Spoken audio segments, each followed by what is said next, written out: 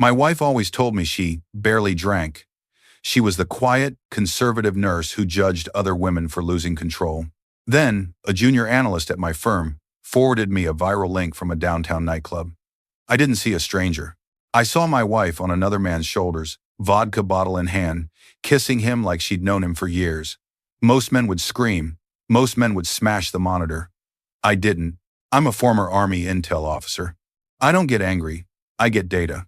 I saved the video, tracked the metadata, and realized the man she was kissing wasn't just a random guy.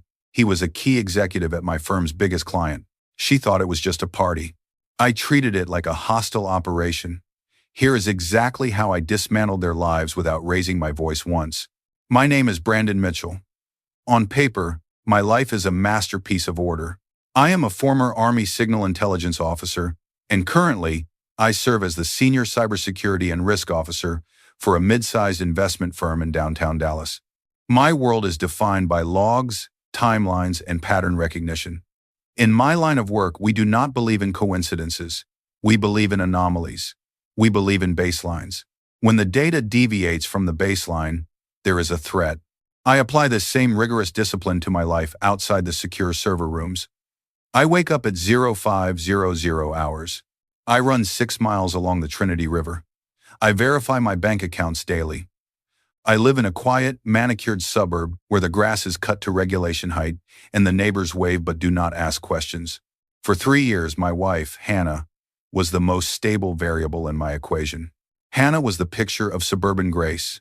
She was a pediatric nurse, gentle, soft-spoken, and according to her, deeply conservative when it came to nightlife. She constantly reinforced a specific narrative about herself.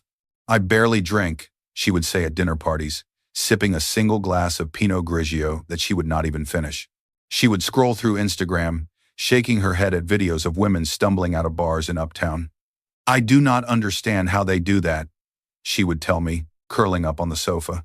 I hate the feeling of losing control. It is just so messy. I believed her. Or perhaps, logically speaking, I chose to overlook the lack of raw data because the narrative was convenient. I wanted the peace she promised. I wanted to believe that while I spent my days hunting for zero-day exploits and financial fraud, my home front was secure. I had established a level of trust that I thought was impenetrable. In the intelligence community, we call this complacency. It is usually the thing that gets you killed. It was a Tuesday in November. The sky over Dallas was a bruised purple, threatening a winter storm. I was in my office on the 24th floor, surrounded by the hum of cooling fans and the glow of 3 monitors displaying real-time market risk assessments. The atmosphere was sterile and controlled. Then, a notification pinged on my internal messenger. It was from Kevin, a junior analyst in the trading division. Kevin was 24, loud, and lacked operational discipline. The message was simple, accompanied by a link to a video hosting site that was definitely not work-appropriate. Yo, Brandon, tell me this isn't who I think it is. Look at the girl in the red dress. Wild. I frowned. My initial reaction was annoyance at the unprofessional conduct. I hovered my mouse over the link. It was a viral video aggregator, the kind that hosts clips titled Spring Break Fails or Drunk Girls Gone Wild. I almost deleted it. I almost reported Kevin to HR for misuse of company assets. But my training kicked in. Curiosity is a weakness, but verification is a necessity. I clicked the link. The video opened in a low-resolution vertical format, clearly shot on a cell phone in a dark, chaotic environment. The audio was a distorted wall of bass and screaming. Strobe lights flashed in seizures of blue and pink. It was a nightclub scene, sweaty, crowded, primal. The camera panned across a sea of bodies before zooming in on the center of the dance floor. There was a woman sitting on a man's shoulders. She was wearing a red dress that I recognized instantly. It was the dress Hannah wore to her sister's wedding rehearsal. But in this video, the dress was hiked up dangerously high, exposing her thighs to the strobing lights. She was holding a bottle of vodka, not a glass of wine, but a bottle, and she was tilting her head back, laughing with a mouth wide open, screaming lyrics I could not hear. My breath stopped. The silence in my glass-walled office became deafening. The woman in the video looked down at the man beneath her. He was not me. He was broad-shouldered, wearing a sweaty polo shirt. She grabbed his hair with both hands, aggressive and familiar, and pulled his face up to hers. She kissed him. It was not a polite peck. It was a deep, open-mouthed, devouring kiss. She ground her hips against his neck, completely lost in the moment, completely intoxicated. I paused the video. The image froze on her face. Her eyes were shut tight, her expression one of pure, unadulterated hedonism. It was the face of a stranger, yet it wore my wife's skin. For 10 seconds, the world tilted. A normal man would have thrown the monitor. A normal husband would have screamed, called her immediately, or collapsed into tears. But I am not a normal man. I was trained to sit in a shipping container in the desert and listen to enemy combatants discuss ambushes without letting my pulse rise above 60 beats per minute. My brain performed a hard reset. The emotions, the betrayal, the nausea, the shock were identified as noise. I pushed them into a mental containment unit and locked the door. I engaged intel mode. I leaned closer to the screen. I was no longer looking at my wife. I was analyzing a target. I began scanning the frame for data points. Timestamp. The video was uploaded 12 hours ago, but the metadata suggested it was filmed roughly 4 weeks prior.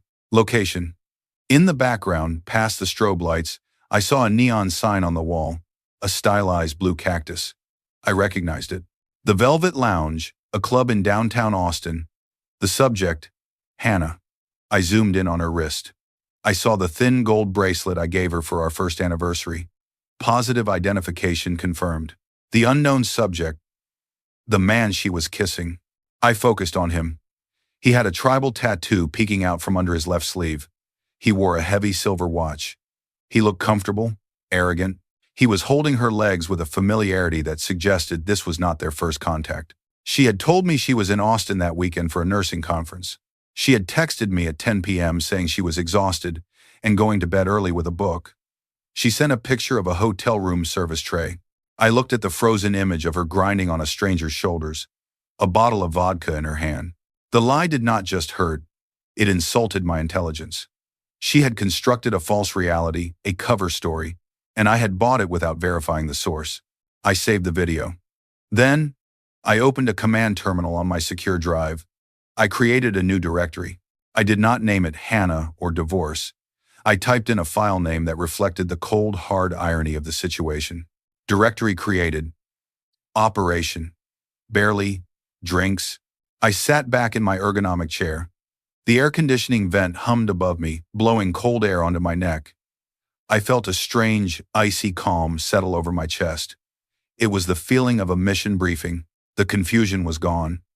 The parameters were set. I had spent my entire professional life tracking other people's secrets, finding the hidden nodes in complex networks. That night, under the fluorescent glare of my office, I realized my wife had become one of them. She was no longer my partner. She was a hostile actor inside my perimeter, and she had no idea that she had just activated the most dangerous surveillance system she would ever encounter.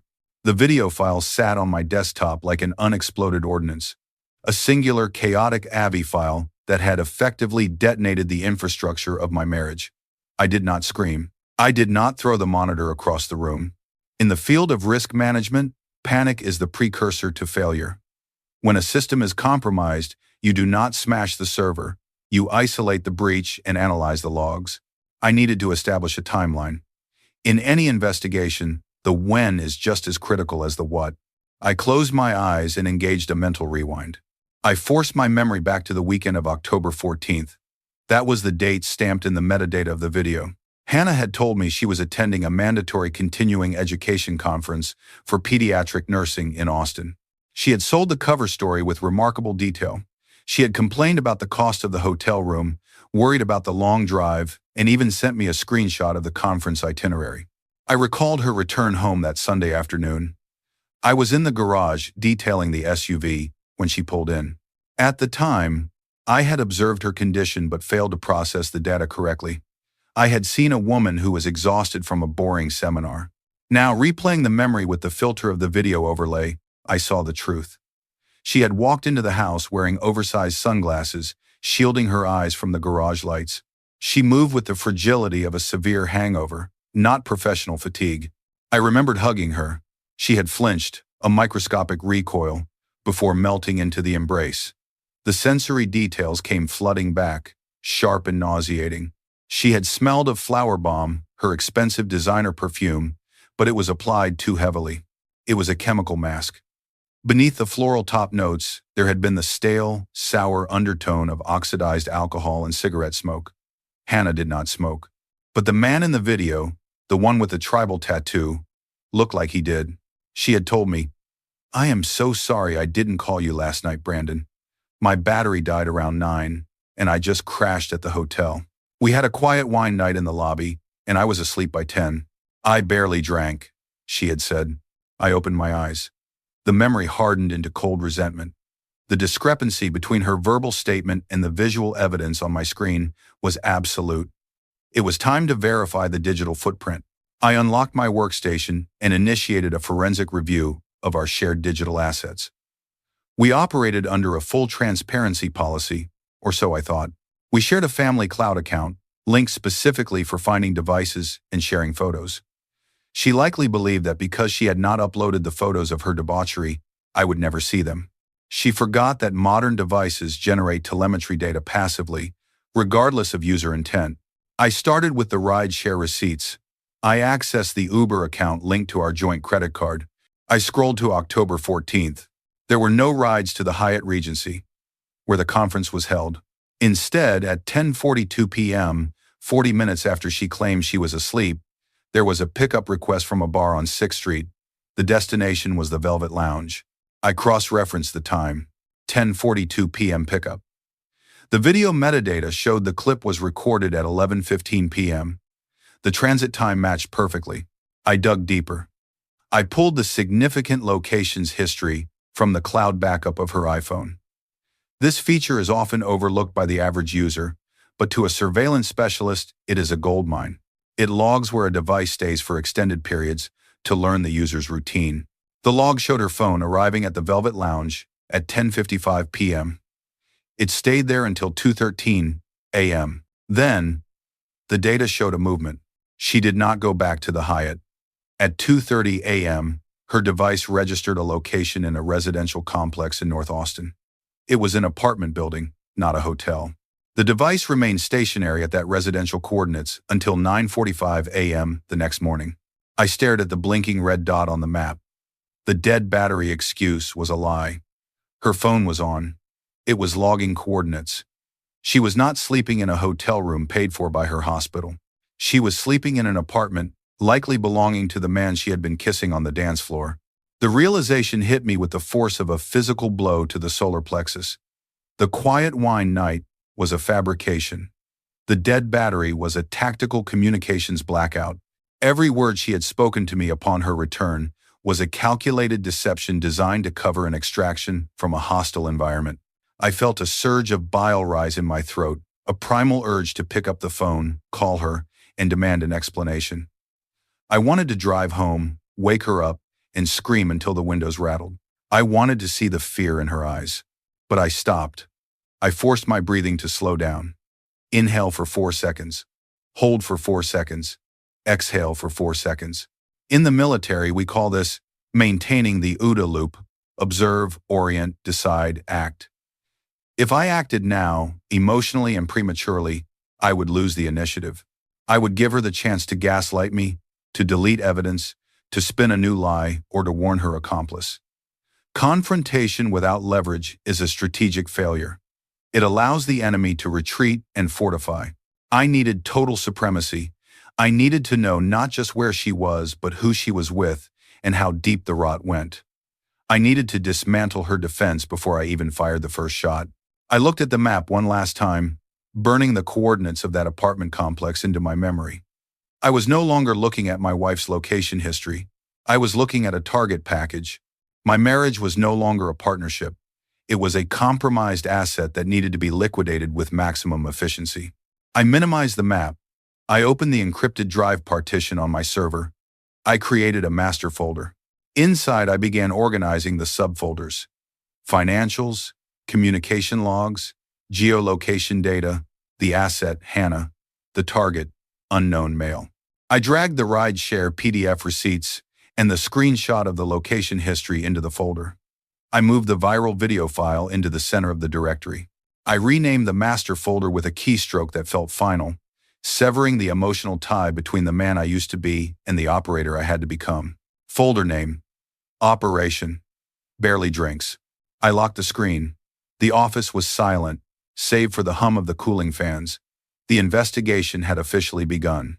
The clock on my desktop monitor read 0200 hours. The office building was dormant, a steel and glass skeleton standing silent against the Dallas skyline. The cleaning crew had come and gone hours ago. I was alone, illuminated only by the cool artificial blue glow of 3 4K monitors. To the untrained eye, I was just a dedicated employee working late on risk assessments. In reality, I was conducting a unilateral open-source intelligence, OSINT, operation. My target was no longer just the betrayal itself. It was the man who had facilitated it. I started with the raw intelligence, the viral video. I played it back, frame by frame, stripping away the emotional noise of seeing my wife's infidelity and focusing entirely on the visual data. I needed a clear identifier. The club was dark, lit only by chaotic bursts of strobe lights, which made facial recognition software unreliable. I needed a static reference point. I froze the frame at 014. In the background, behind the mass of writhing bodies, there was a neon sign blurred by the motion. I ran the frame through an image enhancement script, sharpening the edges and adjusting the contrast. The letters resolved. The Velvet Lounge. Step 1, complete. Location confirmed. Now came the data scraping. In the modern age, privacy is a myth. People voluntarily upload the coordinates of their lives to the cloud every second. I opened a specialized browser used for scrubbing social media metadata. I did not search for my wife's name. She was smart enough not to tag herself. Instead, I searched for the location and the date. Query: location: The Velvet Lounge, Austin, plus date: October 14, plus time: 22:03. The search returned 412 results across Instagram, TikTok, and Snapchat. Public stories, geotagged posts, influencer clips. I began the tedious work of sifting through the digital noise. I was looking for a ghost in the machine. For an hour, I watched strangers dance, drink, and scream into their cameras. Then, I found it. A video posted by a local DJ. He was filming the crowd from the booth, a high-angle shot designed to show off the energy of the room. I paused, scrubbed, and zoomed. There, in the bottom right quadrant, I saw them. The angle was different, clearer. My wife was there, her head thrown back in laughter, her arm draped around the man's neck. But this time, the man was facing the camera. I captured the frame. I zoomed in on his chest. He was guilty of a catastrophic operational security, OPSEC, failure. He was wearing a navy blue performance polo shirt, the kind given out at corporate retreats. On the left breast, embroidered in white thread, was a corporate logo, a stylized mountain peak inside a hexagon. But the damning detail was around his neck. He was still wearing a conference lanyard. It was twisted, but in one lucid frame, the plastic laminate caught the strobe light just right. VIP, speaker. He had gone straight from a professional networking event to a nightclub to sleep with my wife, and he hadn't even bothered to remove his credentials. Arrogance is almost always the fatal flaw in any security system. I cropped the logo and ran a reverse image search. It took 0.4 seconds to get a hit. Vector Global Logistics. I sat back, steepling my fingers. Vector Global was not just a random company. They were one of my firm's largest institutional clients. We managed their pension funds. We handled their executive risk portfolios. This man wasn't a stranger. He was inside the perimeter. I navigated to LinkedIn. I typed in Vector Global Logistics and filtered by Austin, TX, and sales. The search returned 12 profiles. I scanned the thumbnails. Third on the list: Jason Thorne, Regional Sales Manager at Vector Global Logistics. I clicked on the profile. The face smiling back at me was the same one I had just watched grinding against my wife in a dark club. But here, the lighting was professional studio quality. His teeth were whitened, his hair perfectly gelled. He was wearing a tailored suit, projecting an image of dynamic, trustworthy leadership. I read his bio. Driving growth through integrity and relationships. Passionate about building trust. End quote. The irony was sharp enough to draw blood. I dug deeper. I accessed his public Facebook and Instagram profiles, which were linked in his contact info. Another amateur mistake, I began to map his personal network. The man lived a curated life of high-performance success, photos of golf trips, client dinners, motivational quotes. And then, I found the vulnerability. Pinned to the top of his Instagram feed was a photo dated 3 months ago. It was Jason, on one knee, on a beach in Cabo San Lucas, holding a diamond ring. A blonde woman stood before him, hands over her mouth in performed shock. The caption read, "She said yes, to my soulmate, my rock, and my future wife. I can't wait to build a life with you, Sarah. Number blessed, number future Mr. and Mrs. Number integrity." I looked at the date of the engagement. August. I looked at the date of the video in the club. October. He was engaged. He was a high-ranking representative of a major client. He was preaching integrity on LinkedIn while exploiting my wife in a nightclub. A shift occurred in my mind. The cold, heavy stone of betrayal in my gut began to dissolve, replaced by the electric hum of opportunity. If this were just some random guy at a bar, my only recourse would be anger. But Jason Thorne was not random. He was a liability. In the corporate world, reputation is currency. Jason was trading on a deficit. By sleeping with the wife of the risk officer who manages his company's assets, he had created a conflict of interest so volatile it could be classified as a toxic asset. I looked at his smiling face on the screen. He looked so confident, so untouchable. He thought he had gotten away with a fun night out. He thought the darkness of the club had protected him. He didn't understand that darkness is just data waiting to be illuminated. I wasn't just a husband anymore. I was a whistleblower with his finger on the trigger. I was the architect of a controlled demolition. I downloaded his entire LinkedIn profile as a PDF. I saved screenshots of his engagement photos. I mapped his connections to verify his boss's name. I compiled it all into the folder, linking his file directly to Hannah's. I turned off the monitors, plunging the office back into darkness. The silence felt different now. It wasn't empty. It was pregnant with potential. He thought it was just another drunken night.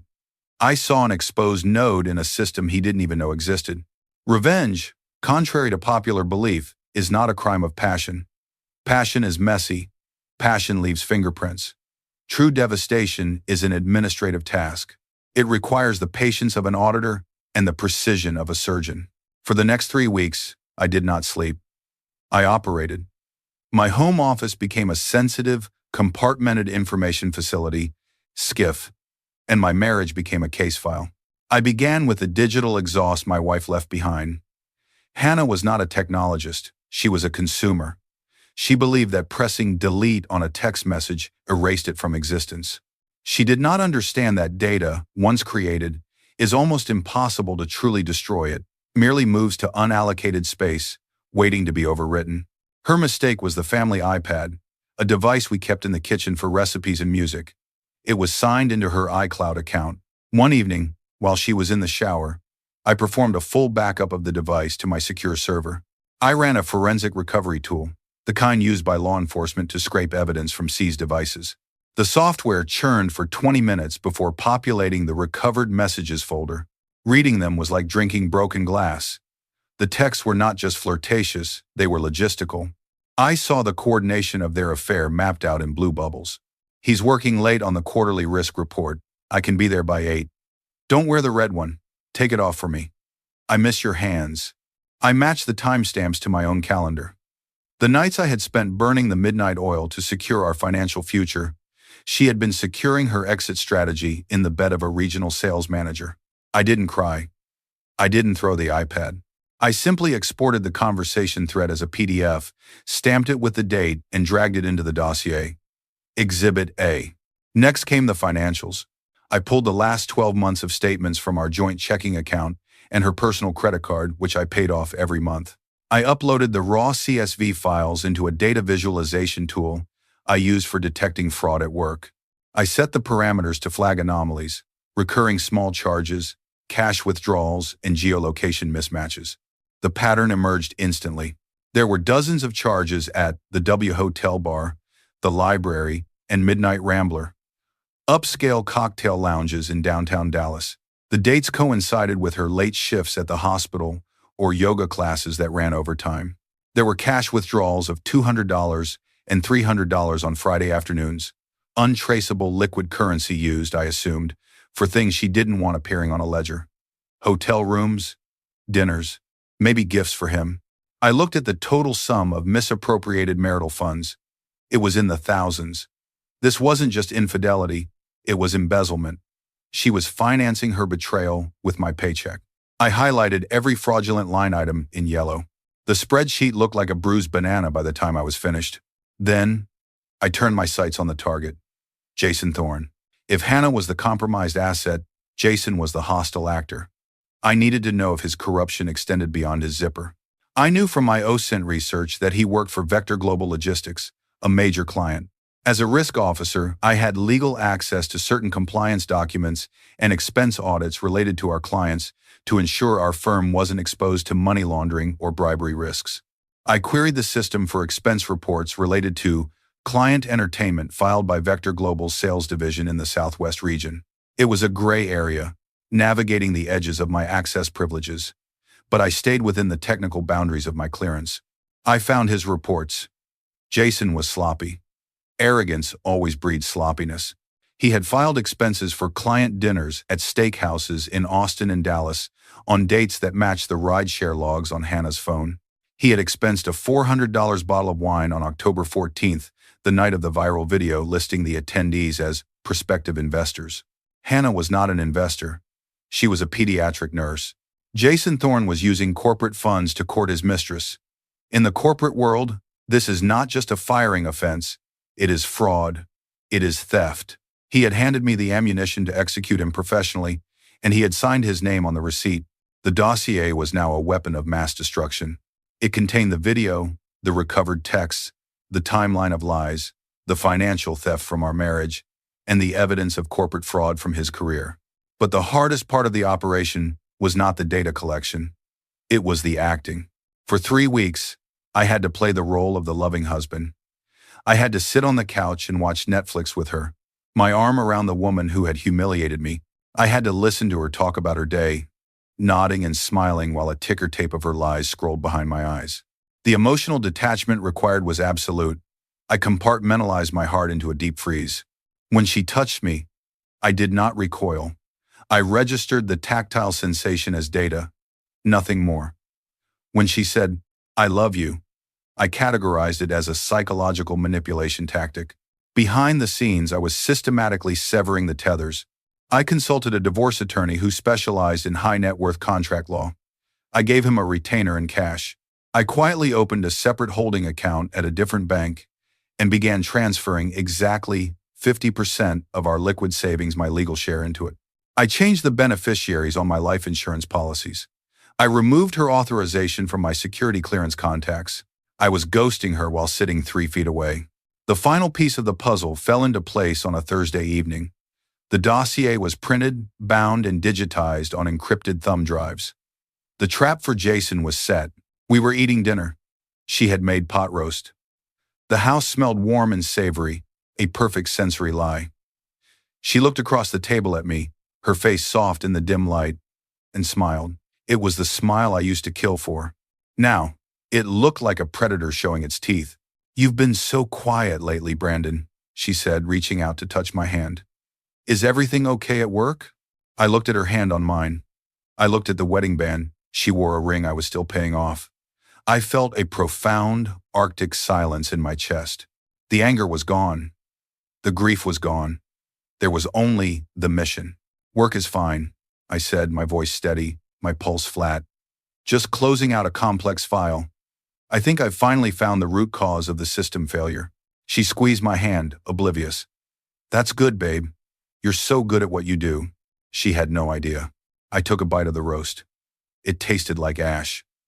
By the time she smiled at me across the dinner table, I already had enough evidence to terminate the marriage like a failed contract. The venue was the grand ballroom of the Ritz-Carlton in downtown Dallas. It was a space designed to project power and stability, crystal chandeliers, heavy velvet drapes, and the low, polite hum of high-net-worth networking. The occasion was the Q3 Strategic Review, a joint summit between my firm and our key institutional clients. Vector Global Logistics was the guest of honor, and their rising star, Jason Thorne, was the keynote speaker. I checked my watch. 9:55 hours. We were at T-minus 5 minutes to impact. I sat at table 12, positioned near the back of the room, the observer's vantage point. Next to me sat Hannah. She was wearing a navy blue cocktail dress I had bought her 2 years ago. She looked stunning, playing the role of the dutiful, supportive corporate wife to perfection. She squeezed my hand, her palm slightly damp. "I'm nervous for you," she whispered, leaning in. "Are you presenting today?" "No," I said, my voice flat, my pulse steady at 64 beats per minute. "I'm just here to watch the fireworks." She smiled, not understanding the context. She thought I was being metaphorical. She had no idea that she was sitting in the blast radius of a precision strike I had been planning for 21 days. On stage, Jason Thorne adjusted the microphone. He looked impeccable in a charcoal suit, the very image of modern corporate success. He flashed a confident smile at the crowd of 200 executives, investors, and board members. "Good morning," Jason boomed, his voice practicing that rehearsed charisma. "Today I want to talk about the pillar of our success. Not revenue, not logistics, but integrity. Trust is the currency of our business." The irony was so rich I could taste it like copper in my mouth. I unlocked my phone under the table. I had set up a scheduled task on my private server. It was a simple script designed to execute a mass email distribution at exactly 10 a.m. Recipient list: Vector Global, VP of Human Resources. Vector Global, Chief Compliance Officer. Vector Global, Board of Directors, external email list. Sarah Jenkins, Jason's fiancée. Work email. Sarah Jenkins, Jason's fiancée. Personal email. Subject: urgent.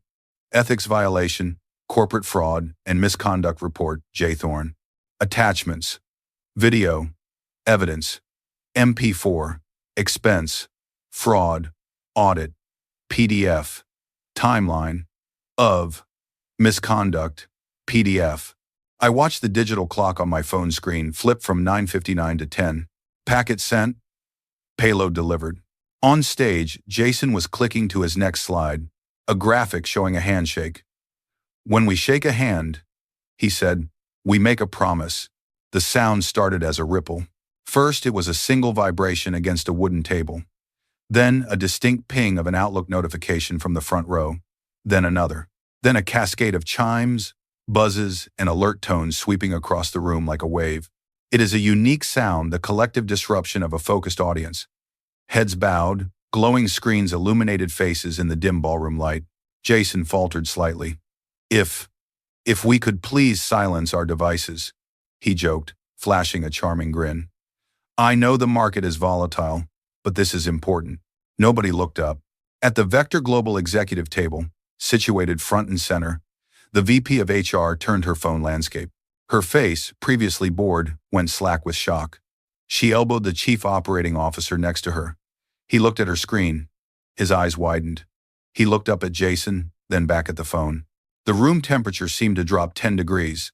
The polite silence was replaced by a frantic, hushed murmuring. I could hear the distinct, tinny sound of the video playing from someone's device nearby.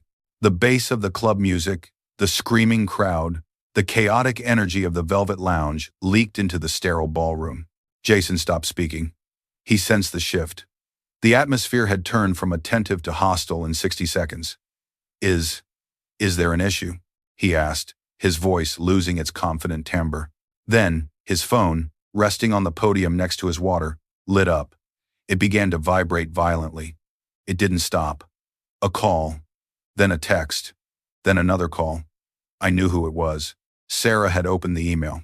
At my table, the man to Hannah's left, a senior partner at my firm, was holding his iPad. He wasn't trying to hide it. The video was playing in high definition. Hannah glanced at it casually, then froze. I felt her body go rigid next to me. It was a physical reaction, like a wire snapping under tension. She stared at the screen. She saw the red dress. She saw the bottle of vodka.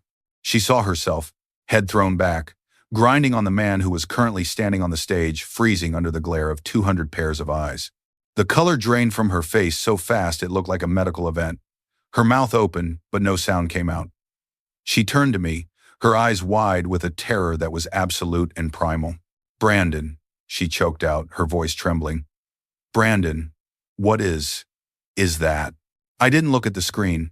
I didn't look at the stage. I turned my head slowly and looked her directly in the eyes. My expression was devoid of anger. It was the face of a risk officer who had successfully mitigated a threat.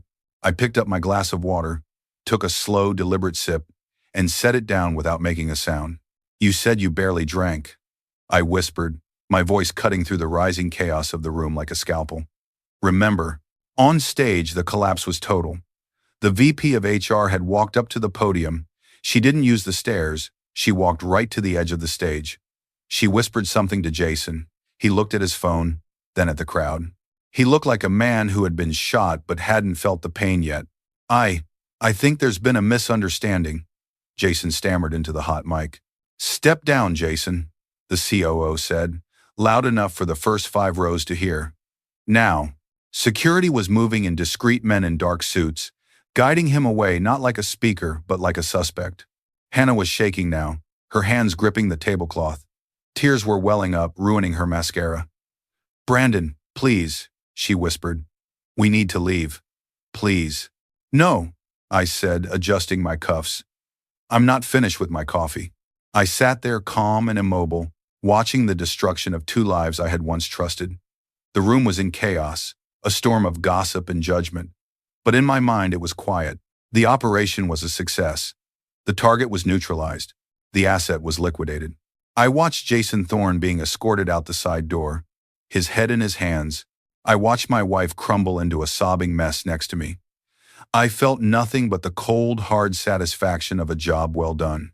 In the world of high-frequency trading and corporate risk, the speed of execution is everything. When a position becomes toxic, you do not hold it. You liquidate it immediately to stop the bleeding. The fallout from the Ritz-Carlton event was faster than even I had modeled. By 1400 hours that same afternoon, Vector Global Logistics had issued a press release. It was a masterpiece of corporate damage control, stating that Jason Thorne was no longer with the company, effective immediately, due to violations of the code of conduct. They didn't mention the adultery or the fraud specifically. They didn't have to. The industry gossip mill was already doing the work for them. Jason wasn't just unemployed, he was radioactive. I heard through the grapevine that Sarah, his fiancée, didn't even wait for him to get home. She broke the engagement via a text message to his mother and changed her relationship status before the luncheon was even cleared away. She blocked him on every platform, effectively erasing him from her digital existence. Jason Thorne had walked into that ballroom with a 6-figure career and a future wife. He walked out with a cardboard box and a scorched reputation. But that was collateral damage. My primary objective was waiting for me at home. The drive back to our suburb was silent. Hannah sat in the passenger seat, staring out the window, her face swollen from crying, her mascara streaked like war paint. She hadn't spoken a word since we left the hotel. She was waiting for the explosion. She was waiting for me to scream, to hit the steering wheel, to demand answers. She didn't understand that the operation was already in the extraction phase. We walked into the house I had worked 80-hour weeks to pay for, the house she had defiled with her lies. I walked straight to the kitchen. I didn't loosen my tie. I didn't take off my jacket. I placed a thick, black binder on the granite island. It made a heavy, dull thud. Hannah stood by the refrigerator, hugging herself, shivering as if the heating system had failed. "Brandon," she whispered, her voice cracking. Can we just talk? I can explain. It was a mistake. It was just, sit down," I said. I didn't yell. My voice was level, projecting the same authority I used when briefing the board of directors on a cybersecurity breach. She sat. She looked small. "This," I said, resting my hand on the binder, "is the full audit of our marriage." I opened it. I didn't start with emotions. I started with logistics. I slid a copy of the bank transfers across the smooth stone surface. As of 0900 this morning, 50% of our joint liquid assets have been transferred to a secured holding account in my name. This represents my legal share. The remaining 50% is in the checking account. You will need that for your legal fees. Her eyes widened. Legal fees? I slid the next document across. The petition for dissolution of marriage. It was already filed, stamped, and processed. I am filing for divorce on the grounds of adultery, supported by digital evidence and financial misappropriation of marital funds. I continued, my tone clinical. I have also included a forensic accounting of the money you spent on hotels, bars, and gifts for Mr. Thorne. I am not asking for that money back. I am writing it off as the cost of doing business with a dishonest partner. She reached for the papers, her hands trembling so violently she could barely hold them. Brandon, please, we can go to therapy. We can fix this. I love you. Love is a verified behavior, Hannah, not a verbal claim. I cut her off. Your behavior was incompatible with the contract of this marriage. I turned the page in the binder. The final document was a non-disclosure agreement, NDA. This is the offer, I said, leaning forward slightly. The house is already listed. The real estate agent will be here tomorrow at 0800 to take photos. You have 24 hours to vacate the premises. You can take your personal effects. The furniture stays. Where am I supposed to go? She sobbed, the reality finally crashing down on her. That is a logistical problem for you to solve, I answered cold. However, here is the deal. If you sign this NDA, and if you agree to an uncontested divorce, I will seal the evidence file. The video, the texts, the proof of your embezzlement, it stays on my server. It does not go to your family. It does not go to the nursing board at your hospital. I looked her dead in the eye. But if you fight me, if you drag this out, or if you try to spin a narrative that paints me as the villain, I will release the rest of the data. And unlike Jason, you won't just lose a job, you will lose everything. She looked at the binder, then at me. She saw the man she thought she knew, the boring, safe, barely drinks husband, and realized she had been sleeping next to a sleeping agent. She realized she had absolutely no leverage. She picked up the pen. The signing took 2 minutes. When she finished, the room was silent again. The refrigerator hummed. The clock on the wall ticked. The domestic facade was dissolved. I took the binder back. You have until tomorrow morning. Leave the keys on the counter. I walked out of the kitchen, went upstairs to the guest room, and locked the door. I didn't cry. I didn't feel the crushing weight of heartbreak. I felt the clean, sharp sensation of a system purge. I lay on the bed and stared at the ceiling. People talk about revenge as a hot, fiery thing. They are wrong. Revenge is a cold calculation. It is the restoration of balance. She had introduced chaos into my life. I had reestablished order. There was a hollowness in my chest, yes. The silence in the house was heavy, but it was better than the noise of deceit. I thought about the video one last time, the neon lights, the sweat, the lies. I deleted the mental image, scrubbing it like a corrupted sector on a hard drive. I closed my eyes. She said she barely drank. Turned out, she drank enough to drown our marriage, his career, and both of their futures. I didn't raise my voice. I just followed the data and let the truth pull the trigger. Revenge is often painted as a fiery explosion, but true strength is found in the quiet reconstruction of your own dignity. Brandon didn't just destroy a lie. He reclaimed his reality. The most humane thing you can do for yourself after a betrayal isn't to scream or fight for someone who doesn't value you, but to gather the truth and walk away with your head held high. Remember, your peace is far too expensive to be spent on people who cannot afford your loyalty. Sometimes the loudest statement you can make is absolute silence. If this story resonated with you, please hit that subscribe button for Secret Lovers and share this video with someone who might need to hear it. We want to know your thoughts. If you were in Brandon's shoes, would you have waited to expose them publicly, or would you have confronted them immediately? Let us know in the comments below, and tell us which state or province you are watching from. We love connecting with our community around the world. Don't forget to click the video on your screen right now for another powerful story of justice and redemption.